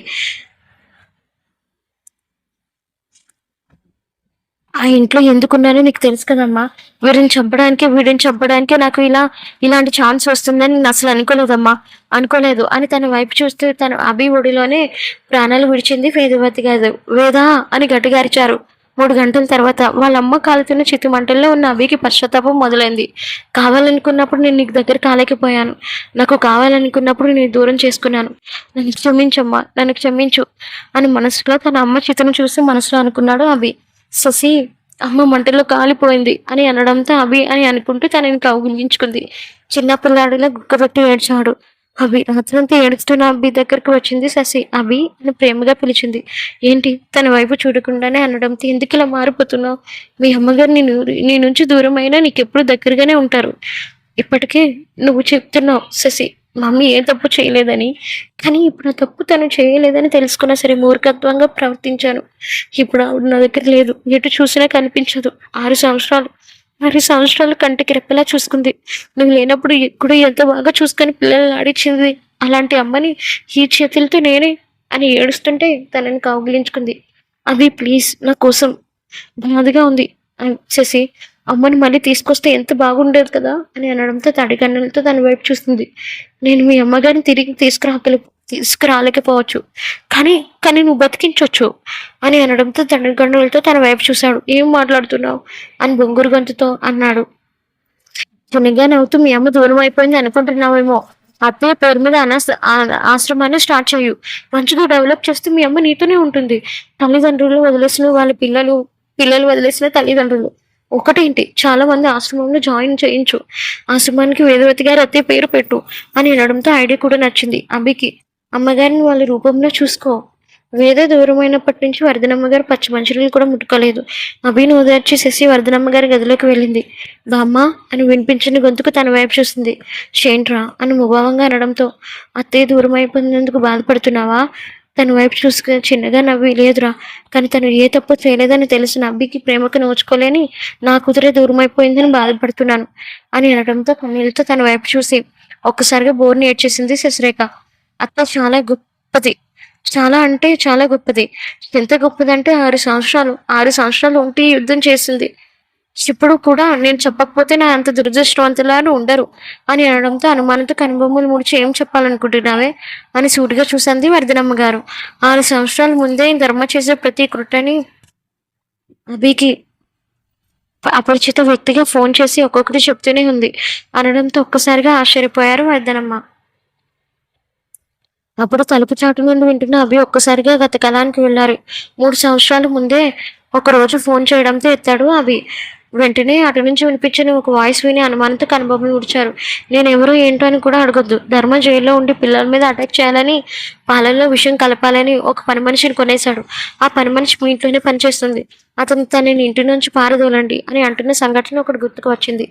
అభి తనతో మాట్లాడడానికి ఇష్టపడలేదని అపరిచిత వ్యక్తిగా అభి జీవితంలోకి ప్రవేశించింది. అది నాకు ప్రతిరోజు ఫోన్ చేసి ఎలా జరిగిందని ప్రతిరోజు నాకు చెప్పేది. ఆ రోజు తన ప్రాణాలు కూడా అర్పించింది. అభి కోసమే త్యాగం చేసింది. వర్ధనమ్మ గారు మాట్లాడుతూ ఉన్న రోజులు తనకు సుఖం ఏంటో తెలియదు. చనిపోయినప్పుడు మాత్రం తను ఏ తప్పు చేయలేదని నిరూపించుకొని చనిపోయింది. అందుకు సంతోషంగా ఉంది. తను ఎక్కడ ఉన్నా, ఏ లోకంలో ఉన్నా తను సంతోషంగా ఉండాలని అనుకుంటున్నాను. బాధపడుకో అని శశి చూసి అనడంతో మౌనంగా మారిపోయి వెనక్కి తిరుగుతుంటే అప్పుడే అభిని చూసి ఆగిపోయింది శశి. అప్రయత్నంగా తన వైపు చూడడంతో అభి అని చిన్నగా పిలిచింది. వెంటనే అభి శశిని గట్టిగా హత్తుకున్నాడు. అది నాకెందుకు చెప్పలేదు? అమ్మనే నాకు ఫోన్ చేసేది, ఎందుకు చెప్పలేదు శశి అని అనడంతో చెప్పడానికి చాలాసార్లు ప్రయత్నించాను. ఆ మాట చెప్పేటప్పుడు నువ్వు నాకు ఫోన్ కట్ చేసేవాడు అభి. నేను చాలా పాపాత్ముడిని శశి అని ఏడుస్తున్నాడు అభి. ఒక్కసారిగా కంగారు మొదలైంది తనని. ఏమని చెప్పాలి అభి?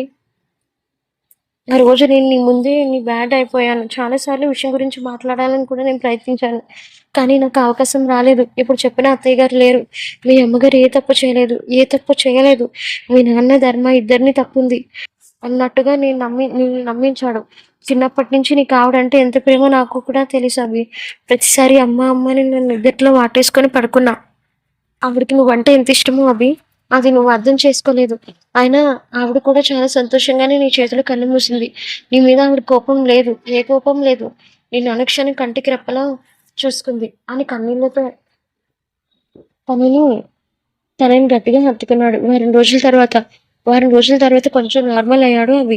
మెల్లగా తన ఆఫీస్కి వెళ్ళాడు. వాళ్ళ అమ్మతో ఉన్న మెమరీస్ అన్ని గుర్తు చేసుకొని తనని ఎన్ని మాటలు అన్నాడో ఒక్క క్షణం తనని తానే కమ్మిలిపోయాడు. ఎంత శశి ఉన్నా అమ్మలేని లోటు లేదు కదా. ఆ లోటు కూడా ఎవరు తీర్చలేరు. అలానే తయారైంది తన పరిస్థితి. ఈ విషయంలో మాత్రం తనని తాను ఎప్పుడు క్షమించుకోలేడు. తన అమ్మ పేరు మీద ఒక ఫౌండేషన్ ఏర్పాటు చేశాడు. ఆ ఫౌండేషన్ ఓపెన్ సెరమనీ అందరినీ పిలిచి వాళ్ళ అమ్మగారి పేరు మీద హార్ట్ సర్జరీస్ అలానే ఉచిత వైద్యం కూడా చేస్తున్నాడు అవి. ఆ పనులు మొత్తం దగ్గరుండి పూర్తి చేస్తున్న అవి చూస్తూ ఉండిపోయింది శశి. ఏంటి అలా చూస్తున్నావు అని అనడంతో మీలో చాలా మార్పు వచ్చింది అవి అని తనని కన్నీళ్ళతో చూసింది. ఆ మార్పు కారణం నువ్వేనే. అమ్మ మీద అలా ఉన్న ప్రేమతో కుమిలిపోతున్న నన్ను మోటివేట్ చేయకపోతే ఖచ్చితంగా ఇప్పటికీ నేను క్షమించుకోలేనేమో అని అనడంతో చిన్నగా నవ్వి నాకు తెలుసు అవి, జీవితాంతం ఈ ప్రేమ మొత్తం ఇలానే ఉండిపోవాలి. మరుసటి రోజు చింటూ బంటిలో యాన్యువల్ డే రావడంతో హాజరయ్యారు తన స్కూల్కి. ఒక్క రూపంలో బహుమతి ఇచ్చి వాళ్ళిద్దరిని తీసుకొని వెళ్ళిపోతుంటే మమ్మీ అని పిలిచింది బంటి. ఏంటి నాన్న అని ఆర్యన్ చూసి అనడంతో మౌర్య నిజంగా డేరింగ్ కదా మమ్మీ అని చిన్నగా, నువ్వు ఇదంతా మీ నాన్నగారు ట్రైనింగ్ అంట కదా ఆర్య అని అంది శశి. అవును. "నువ్వెందుకు కరాటే నేర్చుకోలేదు నాన్న" అని ఆర్యని చూసి అన్నాడు.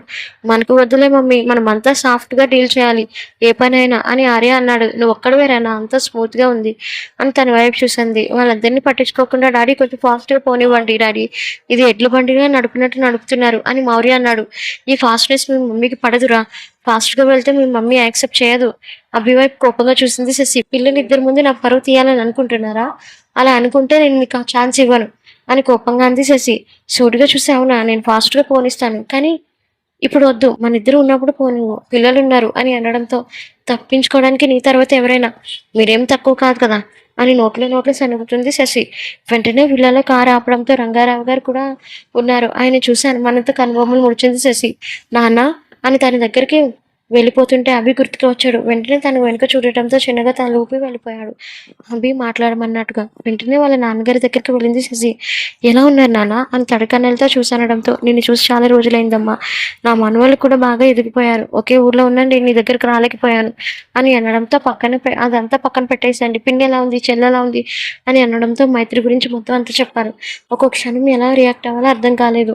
ఆదిత్యలో మార్పు రావడం నిజం. అలా అని మైత్రి జీవితాన్ని నాశనం చేయలేను కదా అనడంతో చిన్నగా నవ్వుతూ "నన్ను డెసిషన్ అడుగుతున్నారా?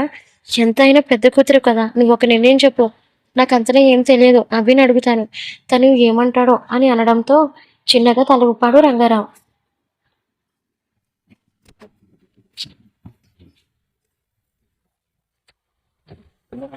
"ఇంతకీ నా మనవళ్ళు ఎక్కడున్నారమ్మా?" "అభితో పైకి వెళ్ళిపోయారు. నేను కిందకి పంపిస్తాను. అలానే" అని అనుకుంటూ వర్ధనమ్మ గారితో మాట్లాడుతున్నారు. చింటూ, బంటి కింద తాత ఉన్నారు. "తనతో ఆడుకోండి" అని అనడంతో అలానే అని అనుకుంటూ ఇద్దరు వెళ్లారు. రంగారావు గారు మెట్ల మీద నుండి వస్తున్న వాళ్ళని ఇద్దరు ఒకే డ్రెస్ వేసుకొని ఒకేలా వస్తున్న వాళ్ళిద్దరిని చూస్తూ ఉండిపోయారు. రంగారావు గారు వెంటనే తన దగ్గరికి వెళ్ళి "ఏంటి తాతయ్య అలా చూస్తున్నారు? ఆహా! ఆ పిలుపు ఎంత బాగా నచ్చిందో తెలుసా? నీలాంటి వాళ్ళు ఉంటే చాలురా" తనని చూసి అనడంతో చిన్నగా చిరునవ్వు నవ్వాడు. "తాతయ్య మీ పొట్ట భలే ఉంది తెలుసా" అని మౌర్య రంగారావు గారు మీరు పొట్ట మీద గుద్దాడు. చిన్నగా నొప్పి పుట్టింది. "ఏంట్రా అలా గుద్దేస్తున్నావు" అని అనడంతో "పొట్ట చాలా బాగుంది" అని ఆర్య కూడా ఇంకో కిక్ ఇవ్వడంతో ఇద్దరు అలా ఆడుకుంటున్నారు. "ఎందుకు వాళ్ళిద్దరిని పంపించేశావు" అని ఎదురుగా నవ్విని అడగడంతో "నీతో ఒక విషయం చెప్పాలి. ఆయనకి ఆ విషయంలో తేల్చుకోవాలో అర్థం కావటం లేదు.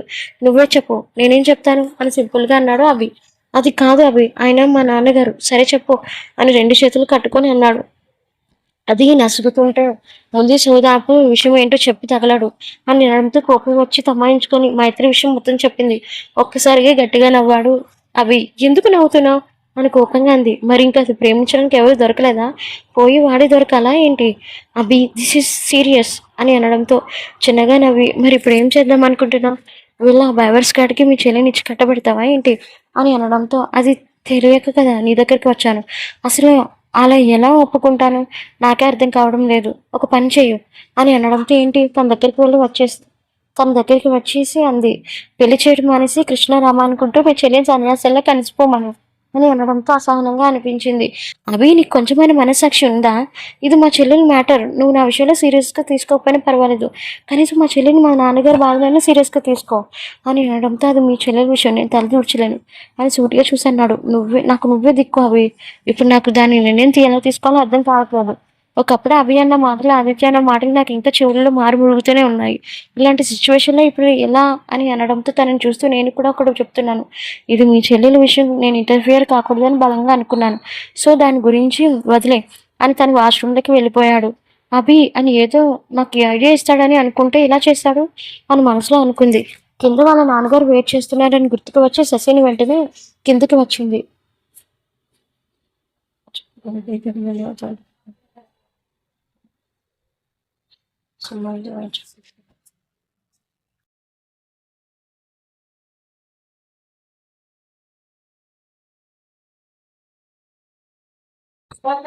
కూతురిని చూసిన రంగారావు గారు తన దగ్గరికి వెళ్ళారు.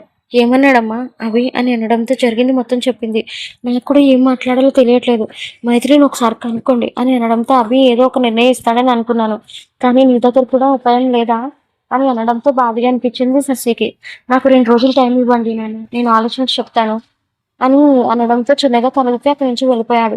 ఫ్రెష్ అయ్యి వచ్చిన అభిలాష్ వచ్చి కోపంగా తన మీద కారాలు మిరియాలు నూరుతుంది శశి. ఎందుకు అంత కోపంగా ఉన్నావు అని తనని చూసి వస్తున్న నవ్వుని పట్టు బిగుని పట్టుకొని అన్నాడు. మరి లేకపోతే ఏంటి? మా నాన్న నాకు ఒక సలహా ఇవ్వడానికి నీ దగ్గరికి వస్తే నువ్వు ఇలానే పంపించేది అని కొంచెం కోపంగా అనడంతో నువ్వే అన్నావు కదా చెల్లి మైత్రి ఆదిత్య చాలా సీరియస్గా లవ్ చేస్తుందని. నేను ఎలా ఇన్వాల్వ్ అవ్వాలి చెప్పు? తనకి ఏదో చెప్పాను. తనకి చెప్పావు కదా ఏదో ఒక విషయం చెప్తాను అని. 2 రోజుల్లో ఆదిత్యాన్ని గమనించు. తను మంచిగా మారితే మీ చెల్లికిచ్చి పెళ్లి చేయి. అందులో ఏముంది అని తన వైపు చూసి అన్నాడు. మరి ఆ విషయం ముందు చెప్పొచ్చుగా. నువ్వు ఎలాంటి నిర్ణయాలు తీసుకుంటావో చూద్దామని ఆగాను. ఈ వేషాలు వేస్తేనే నాకు మండిది అని కోపంగా చెప్పి అక్కడి నుంచి వెళ్ళిపోతుండే తన చేతిని పట్టుకుని దగ్గరికి లాగాడు. ఏంటి కోపం వచ్చిందా అని అనడంతో కాదు బాధగా ఉంది. దాని జీవితం ఏమైపోతుందని. నేను పట్టించుకోలేనప్పుడు నువ్వు ఎందుకు వాళ్ళ గురించి పట్టించుకోవాలి? అభి ఒకరు మనల్ని ఇష్టపడలేదంటే అది వాళ్ళ ఇష్టం. బలవంతంగా మనం దగ్గర నుంచి మనం ఆ ఇష్టాన్ని తీసుకోలేం కదా. చిన్నగా నవ్వి తన చేతులు వదిలేశాడు. వెంటనే చింటూ బంటూ దగ్గరికి వెళ్ళింది శశి. ఏం చేస్తున్నారా ఇద్దరు అని అనడంతో గేమ్స్ ఆడుతున్నామని చెప్పారు. వెంటనే వాళ్ళకి స్నాక్స్ ఇప్పించి వర్ధనమ్మ గారి దగ్గరికి వెళ్ళింది. ఏంటి ఇలా వచ్చావు అని సీరియల్స్ నుండి చూపులు మరల్చి అదే మా మైత్రి విషయం చెప్పడంతో ఒక క్షణం తీక్షణంగా ఆలోచించింది. మా అబ్బాయికి మార్పు వచ్చిందంటే ఖచ్చితంగా మీ చెల్లెలకి ఇచ్చి పెళ్లి చేసేయచ్చు అని అనడంతో మీరు కూడా ఇదే మాట అంటున్నారా? 2, 3 సార్లు దెబ్బ తినేవాళ్ళు ఖచ్చితంగా 4 సార్లు పడాలని కోరుకోరు. దెబ్బలు తినాలని అస్సలు అనుకోరు. ఒక క్షణం ఆలోచించింది శశి. మరుసటి రోజు అద్దంలో నుండి తను చూసుకొని రెడీ అవుతుంటే వెనక నుంచి గట్టిగా హత్తుకున్నాడు. ఒక్కసారిగా ఉలిక్కిపడి తన వైపు చూసింది. ఏం చేస్తున్నావు అవి? నన్ను రెడీ అవ్వవా? నర్స్ ఫోన్ చేశారు. అర్జెంట్గా వెళ్ళాలి. ఓపీలు ఎప్పుడైనా ఉంటాయి కానీ ఇప్పుడు ఇలా భార్యతో ఏకాంతంగా ఎవరికి దొరకదు కదా. ఏంటి మంచి జోష్లో ఉన్నారు శ్రీవారు అని వెనక్కి తిరిగి 2 చేతులు తన మెడలో వేసి అంది శశి. మత్తుగా తన పెదవులతో మెడ మీద రాస్తూ మెల్లగా తమ్మకాన్ని పరిచయం చేస్తూ తన నడుమును గట్టిగా ఒడిచి పట్టుకుంటూ బెడ్ మీద తను తీసుకుని వెళ్ళాడు. టైం అవుతుంది అని వణుకుతున్న గొంతులు అంటుంటే జస్ట్ 2 minutes ముద్దు పెట్టేసి వెళ్ళిపోతా అని అంటున్నా తనని ఆపింది. శశి ప్లీజ్ నా వల్ల కావట్లేదు అని చిన్నగా తడబడుతున్న గొంతులో 2 ముద్దులే అని మెల్లగా తన పెదవుల మీద ముద్దు పెట్టుకున్నాడు. తన చేతిని నడుము మీద తీసుకొని వచ్చి చిన్నగా ప్రెస్ చేసి తమ్మకంగా మునిగింది. అవి అని వేడిగా నిట్టూర్పు విడిచింది. ఏంటి అని ముద్దుగా తనని చూసి అనడంతో ప్లీజ్ నా వల్ల కావడం లేదు అని తనని చూసంది. వెంటనే ఇద్దరిని డిస్టర్బ్ చేస్తూ శశి దగ్గర ఉన్న సిస్టర్ ఫోన్ మోగింది. ఒక్కసారిగా తనని చూసి వాస్తుల్లోకి వచ్చి వెంటనే అబ్బిని తోసి ఫోన్ లిఫ్ట్ చేస్తుంది. మేడం చాలా మంది ఓపీస్ ఉన్నారు. మీరు ఇంకా రావట్లేదని గొడవ చేస్తున్నారు అని అనడంతో 2 నిమిషాలు వచ్చేస్తాను అని చెప్పి ఎదురుగా ఉన్న అబ్బిని చూసి కన్నుకొట్టి అక్కడి నుంచి వెళ్ళిపోయింది. చంపేస్తుంది రాక్షసి అని మనసులో అనుకుంటే కిందకు వెళ్ళిపోయాడు. తను కూడా టిఫిన్ చేసి శశిని హాస్పిటల్లో డ్రాప్ చేసి ఆఫీస్కి వెళ్ళిపోయాడు. ఎదురుగా ఉన్న కౌశల్ని చూస్తూ ఏంట్రా ఇలానే మిగిలిపోతావా పెళ్ళి ఉందా లేదా అని చూసి అనడంతో బావా నువ్వు నన్ను కావాలని ఆట పట్టిస్తున్నా కదా లేకపోతే ఏంటి ఏదో 6 సంవత్సరాల ఏం చెప్తాను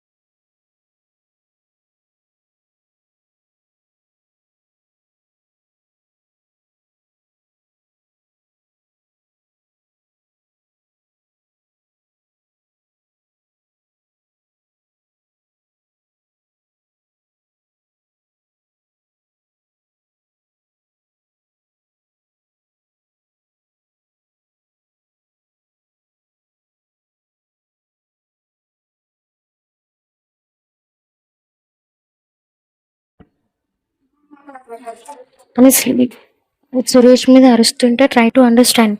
జస్ట్ వాళ్ళు నా ఫ్రెండ్స్ మాత్రమే. అయినా ఎందుకు ఇంతలా గొడవ పడుతున్నావు అర్థం కావట్లేదు తెలుసా. కేవలం షేక్ హ్యాండ్ ఇచ్చారు. షేక్ హ్యాండ్ ఇచ్చారా, నాకు హగ్ కూడా ఇచ్చారన్నట్టు వినిపించింది. మరి దాని విషయం ఏంటి? నువ్వు ఇంతలా సాడెస్ట్ లా బిహేవ్ చేస్తావని అసలు అనుకోలేదు నిహారిక. అసలు మా డాడీ ఎవరు తెలుసా? London king. అసలు నేను పెళ్లి చేసుకోవడం ఎక్కువ, అలాంటిది నువ్వు ఇలా నాతో మాట్లాడడం నాకు ఏమాత్రం నచ్చలేదు అని కోపంగా చెప్పి అక్కడి నుంచి వెళ్ళిపోయింది నిహారిక. నిహారిక వెళ్ళిన వెంటనే అక్కడ ఉన్న చేతిని హాల్కి ఆనిచ్చాడు. ఏంటి పెళ్ళని 2 గంటలు కూడా కాలేదు, అసలు ఏంటి గొడవ పడుతున్నారు అని అవంతిక అనడంతో చేసుకున్నాడు కదా, అది సరిదిద్దుకుంటున్నాడు అంతే అని కోపంగా చెప్పి నువ్వేంటి వాళ్ళ మధ్యలో దూరుతావా ఏంటి? తనని తీసుకొని వెళ్ళిపోయింది. సురేష్ చాలా బాధగా అనిపించింది. అసలు తను ఎక్స్పెక్ట్ చేయలేదు ఇలా రివర్స్ అవుతుందని. ఎంతో బాగా చూసుకుందామని అనుకున్నాడు, కానీ జలజల రాలిపోయాయి. అప్పుడే అక్కడికి వచ్చింది శశి. అవంతికని రూమ్లోకి దింపి ఏంటి శశి ఇలా వచ్చావు అని బాధగా అడుగుతున్న తనని చూసి నిహారికకి నీకు మధ్య గొడవైందిగా అని అనడంతో చిన్నగా తల ఊపాడు. నేను కూడా చూశాను అని అక్కడ నుంచొని చూడటం మొత్తం చెప్పింది. తను నాకు వచ్చి ప్రపోజ్ చేస్తే నా ఇష్టంతో అనుకున్నాను, కానీ ఇంత సైడ్ యాంగిల్ చూపిస్తుందని అసలు అనుకోలేదు. మరి అవంతికని ఎందుకు రిజెక్ట్ చేసావు అని శశి అడగడంతో కళ్ళు పెద్దవి చేశాడు. ఏంటి నీకు నిహారిక తనకి అసలు పడట్లేదు అనుకుంటా, నీ మీద అంత కోపంగా అరిచి వెళ్ళిపోయింది. ఒకసారిగా ఆశ్చర్యంగా వినిపించింది. ఏం మాట్లాడుతున్నావు? అవును, అవంతిక నాకు మొత్తం చెప్పింది. ఇంకా దాచాలని కూడా అనుకోకు అని అనడంతో గట్టిగా ఊపిరి పీల్చి అవును, నేను తగనని అనిపించింది. తను ఒక మిడిల్ క్లాస్, నాకు కూడా ఎవరు లేరు, అదే ఒక పాయింట్తో నేను రిజెక్ట్ చేశాను అని అనడంతో చిన్నగా నవ్వుతూ మా ఆయన సెలెక్షన్ మీద నాకు ఎప్పుడు నమ్మకం ఉండేది, కానీ ఫర్ ద ఫస్ట్ టైం నాకు అసహ్యం వేస్తుంది. అవంతిక వ్యక్తిగతంగా చాలా మంచిది, కానీ నువ్వే దాన్ని పొద్దుకుని అదృష్టాన్ని పోగొట్టుకున్నా. సురేష్ కూడా నిజమే అనిపించింది, కానీ శశి అప్పుడు నా మైండ్ సెట్ అలా ఉంది. కాలేజ్ అయిపోయిన వెంటనే ప్రపోజ్ చేసింది అవంతిక, కానీ నేను ఆలోచించుకోలేక వెంటనే నో చెప్పాను. అది పిచ్చిది. ఇప్పుడు కూడా తనని ఎందుకు తీసుకొని వచ్చాను తెలుసా? నీకు ఇచ్చి పెళ్లి చేద్దామని మాత్రం కాదు, ఎందుకంటే తన అన్నిటిలో నీకు సెట్ కాదని చెప్పడానికి. ఆ దేవుడి దయ వల్ల తన జీవితంలో నువ్వు రాలేదు అని చెప్పి ఈవిల్ స్మైల్తో అక్కడి నుంచి వెళ్ళిపోయింది శశి. నిజంగా గోల్డ్ని వదిలేసుకొని ఇనుపరాయిని పట్టుకుంటున్నట్టుగా అనిపించింది సురేష్కి. తన మీద తనకే అసహ్యం వేసింది. అన్నిట్లోనూ మెచ్యూరిటీగా ఆలోచించే సురేష్ తన పెళ్లి విషయంలో మాత్రం డెసిషన్ తీసుకోలేకపోయాడు. తనకేం అసహ్యం, కోపం. అప్పుడే వచ్చిన నిహారికను చూస్తూ ఏంటి ఏం మాట్లాడుతున్నావు కోపంగా అనిపించి నా తప్పుని మొట్టమొదటిసారిగా తను చూపించేలా చేసింది. అంతలో ఏం చేసిందో ఆ శశిరేఖ అని కోపంగా నిహారిక వచ్చి అడగడంతో నువ్వు పెద్ద సైకో అని చూపించింది అని కోపంగా చెప్పి అక్కడి నుంచి వెళ్ళిపోయాడు. ఏంటి శశి ఎక్కడికి వెళ్ళావు అని బాత్రూంలో నుండి ఫ్రెష్ అయ్యి వచ్చి అడిగింది అవంతిక. ఏం లేదు, బంగారాన్ని వదిలేసుకున్నాడని ఒక మట్టి రాయిని పట్టుకున్నాడు, ముందుగా వార్నింగ్ ఇచ్చేసి వచ్చాను అని అనడంతో సురేష్ దగ్గరికి వెళ్ళావా? అవును అని మాత్రమే చెప్పి చిన్నగా చిరునవ్వు నవ్వుతూ బట్టలు సర్దుకో, మనం ఇక్కడి నుంచి వెళ్తున్నాం అనడంతో తలుపి బట్టలు మొత్తం సర్దుకొని ఫ్లైట్ ఎక్కి మళ్ళీ రిటర్న్ వచ్చేశారు. ఎప్పటికీ దారిలో సురేష్ ఆపడానికి చాలా ప్రయత్నం చేశాడు, కానీ ఒక్క క్షణం కూడా అవంతికని అక్కడ ఉంచకుండా తీసుకొని వచ్చేసింది శశి. ఎదురుగా ఉన్న శశిని తనని చూస్తూ ఇద్దరికి వాళ్ళకి తెచ్చిన గిఫ్ట్లు అన్ని తీసుకొని ఆడుకుంటున్నారు. వాళ్ళిద్దరిని చూస్తూ మురిసిపోయింది శశి. ఏంటి అప్పుడే వచ్చేసావు?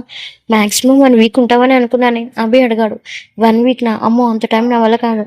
పెళ్ళి ఎలా జరిగింది అని రూమ్లోకి వస్తున్న శశిని చూస్తూ అడిగాడు.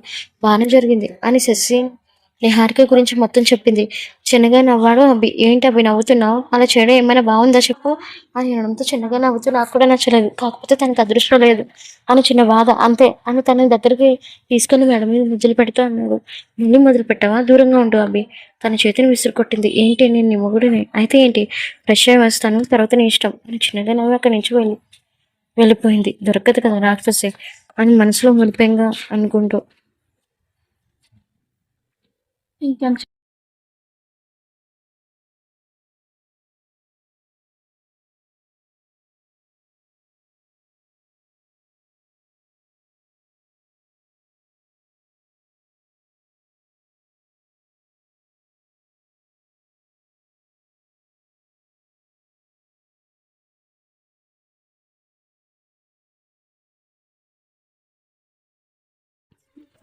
హాస్పిటల్కి వెళ్ళిన శశి అప్పుడే ఇద్దరు గొడవ పడుతున్నట్టుగా అనిపించి హడావుడిగా మెట్లు ఎక్కుతూ వచ్చింది. బయట చూస్తే కావ్యాలు అలానే అవంతిగా గొడవ పడుతున్నారు. ఏమైంది, ఇద్దరు అలా గొడవ పడుతున్నారు? మరేంటి శశి, నీ దగ్గరికి రావాలంటే పర్మిషన్ అడుగుతున్నాడు ఈ వేస్ట్ ఫెలో. ఏ వేస్ట్ ఫెలో అనుకు, అసలు నాకు ఇంకా పెళ్లి కూడా కాలేదు. ఏ వేస్ట్ ఫెలో ఎవరైనా అమ్మాయిని చూస్తే నువ్వు నవ్విపోతారు. అప్పుడే శశి వచ్చి అవంతికను ఆపడానికి ప్రయత్నం చేసింది. అవంతిక ఇతను ఎవరో తెలుసా? ఇతను అభి ఫ్రెండ్ కౌశల్. 2-3 సార్లు చూసావు కదా అని దగ్గరికి వచ్చి 2 చేతులు పట్టుకుని అంది శశి. వెంటనే తెచ్చుకుంది అవంతిక. ఓ దట్ అంకుల్, ఇంకా పెళ్లి కాలేదు అంకుల్ అని తను చూసి కౌశల్ని అడగడంతో నేను నీకు అంకుల్ ఏంటే అని కోపంగా అరిచాడు అవంతిక. చిన్నగా నవ్వుతూ అది కాదు అని ఏదో అనబోతుంటే మరి ఏంటి అంకుల్ ఏంటి శశి, నువ్వైనా చెప్పు. యామ్ స్టిల్ బ్యాచులర్, నేను పెళ్లి కోసం వెయిట్ చేస్తున్నాను. అబ్బా కౌశల్ అన్నయ్య, ఒక నిమిషం ఆగండి. అసలు ఎందుకు దాని మీద అరుస్తున్నా? అవంతికని చూసి అనడంతో మరి లేకపోతే ఏంటి, ఇతను నువ్వు చాలా క్యూట్ గా ఉన్నావు, నన్ను పెళ్లి చేసుకుంటావా అని అడుగుతున్నాడు. ఎంత పరువు తక్కువగా ఉంటుంది చెప్పు. ఒకసారిగా కౌశల్ వైపు చూసింది శశి. వెరిగా నవ్వుతూ కిందకి తలని దించుకున్నాడు. అన్నయ్య ఏంటిది అని అనడంతో మరి ఏం చేయమంటావు అమ్మా, నేను పెళ్లి చేసుకోబా అమ్మాయి తను ఫస్ట్ లవ్ అని కలపడానికి నేను ఉన్నట్టుగా ఉన్నాను. నాకు హ్యాండ్ ఇచ్చి వెళ్ళిపోయింది. మా అమ్మ ఏమో రోజు తిడుతుంది, నీకు పెళ్లి సంబంధాలు చూడటం నా వల్ల కావట్లేదు, నువ్వే ఒక పిల్లని తీసుకొని వచ్చాయని. అందుకే చూడగానే పిల్ల నచ్చింది, వెంటనే చెప్పేశాను. కానీ నాకేం తక్కువ, బాగానే ఉంటాను కదా అని అనడంతో ఒక్కసారిగా వస్తున్న నవ్వుని ఆపుకుంటూ మీరు వెళ్ళండి అని చెప్పడంతో అది కాదమ్మా మరి నా పెళ్ళి. అన్నయ్య ప్లీజ్ వెళ్ళండి. సరే అక్కడి నుంచి వెళ్తాను. కౌశల్ని కోపంగా చూసి ఏంటి శశి మీ అన్నయ్యకి సపోర్ట్ చేస్తున్నా, ఇచ్చుకుంటావా, నాకు ఇవ్వవా అని కోపంగా తననే వెళుతూ ఎంత ధైర్యమైన పర్సన్ అయితే మా ఇంటికి వచ్చి మాట్లాడమన్నది, అంతేకాని నాకు చెప్తే ఎలా అని కౌశల్ని చూసి అక్కడి నుంచి వెళ్ళిపోయింది. ఒక్కసారిగా శశి కళ్ళు పెద్దవి చేసి చూస్తుంది. అన్నయ్య యువర్ లక్కీ అని తనకి 2 బుక్కలు పట్టుకొని లాగుతుంటే ఒక్కసారిగా అర్థం కాక బిక్కుముఖం వేసుకొని తన వైపు చూశాడు ఏంటని. తను నీకు ఇండైరెక్ట్ గా గ్రీన్ సిగ్నల్ ఇచ్చింది అని అనడంతో ఒక్కసారిగా ఆశ్చర్యంగా కళ్ళు పెద్దవి చేశాడు కౌశల్. అంటే తను నన్ను అవును అని చిన్నగా తన వైపు చూసింది శశి. ఒక్కసారిగా పట్టలేని ఆనందం కలిగింది తనకి. మీ అమ్మ నాన్నలతో మాట్లాడి రేపు ఇంటికి రా, నేను అభిని కూడా వస్తాం అని అనడంతో చిన్నగా నవ్వి నాకు పెళ్లి కూడా అయిపోతుంది అని అనంత గంతలు వేశాడు. మరో చట 2 రోజులు అభి పెట్టిన స్పై ఆదిత్యని గమనించి అభికి చెబితే శశి వాళ్ళ నాన్నకి చెప్పింది. అప్పుడు అప్పటికన్నా వాళ్ళ నాన్నని కూడా చాలా బాగా చూసుకోవడంతో అదే విషయం రంగారావు గారికి చెప్పింది. ముందుగానే మైత్రికి ఇచ్చిన మాట ప్రకారం వర్క్ చేసుకుంటున్న ఆదిత్య దగ్గరికి వెళ్ళారు రంగారావు గారు. మీరా ఏంటి ఇలా వచ్చారు అని తనని చూసి మర్యాదపూర్వకంగా లేచి అనడంతో నీతో ఒక విషయం మాట్లాడాలి, ఏంటో చెప్పండి అని తన వైపు సూటిగా చూసి అన్నాడు. నాకు 2వ కూతుర్ని నేను నీకు ఇద్దామని అనుకుంటున్నాను, తనని చక్కగా చూసుకుంటావా లేదంటే అని అనడంతో ఒక్కసారిగా కమ్ముతున్నారు. ఏం మాట్లాడుతున్నాను, నేను మీ 2వ కూతురిని పెళ్లి చేసుకోవడం ఏంటి? అవును, ఆ దేవుడు నా కళ్ళలోకి వచ్చి చెప్పాడు, అందుకే నేను నిన్ను నా అల్లుడిగా సెలెక్ట్ చేసుకుంటున్నాను. తన వైపు సూటిగా చూసన్నారు. మీరు ఏదైతే మాట్లాడుతున్నారో దయచేసి ఆ టాపిక్ నువ్వు ఇంతటితో వదిలేయండి. ఎందుకు వదిలేయాలి, నువ్వు చాలా చక్కగా ఉంటావు, అలాగే నా కూతురిని కూడా బాగా చూసుకుంటావు.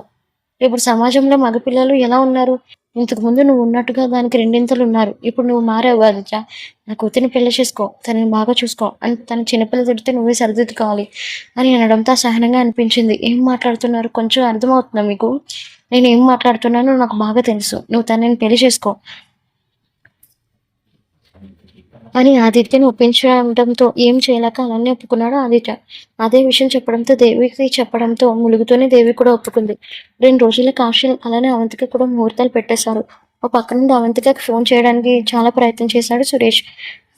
శశికి ఫోన్ చేయడంతో మా ఇద్దరి మధ్య చాలా గొడవలు ఎక్కువ ఉన్నాయని అవంతిక ప్రపోజ్ చేద్దామని చెప్పాడు. దానికి శశి రియాక్ట్ అవుతూ తను ఇప్పుడు చాలా ఆనందంగా ఉంది, నువ్వే హారికతో ఊడిపోకుండా కలిసి జీవించమని చెప్పి నెంబర్ని బ్లాక్ లిస్ట్ లో పెట్టేసింది శశి. కొన్ని రోజుల్లోనే అవంతిక కౌశల్ అలానే ఆదిత్య ప్రియకి పెళ్లి కూడా జరిగిపోయింది.